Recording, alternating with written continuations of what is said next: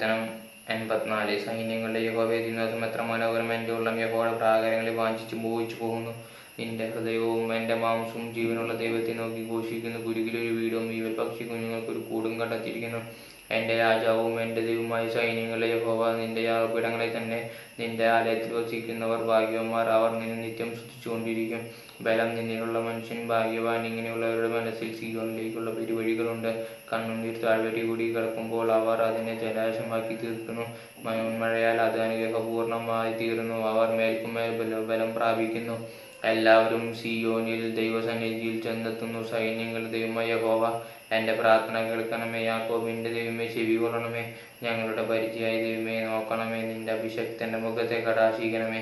നിന്റെ പ്രാകാരങ്ങളിൽ കഴിക്കുന്ന ഒരു ദിവസം വേറെ 1000 ദിവസത്തേക്കാൾ ഉത്തമമല്ലോ.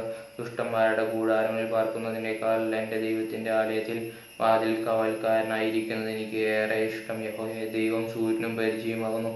യഹോവ കൃപയും മഹത്വവും നൽകുന്നു. നേരോടെ നടക്കുന്നവർക്ക് ഒരു നന്മയും മുടക്കുകയില്ല. സൈന്യങ്ങളെ യഹോവ, നിന്നിൽ ആശ്രയിക്കുന്ന മനുഷ്യൻ ഭാഗ്യവാൻ. ആമേൻ.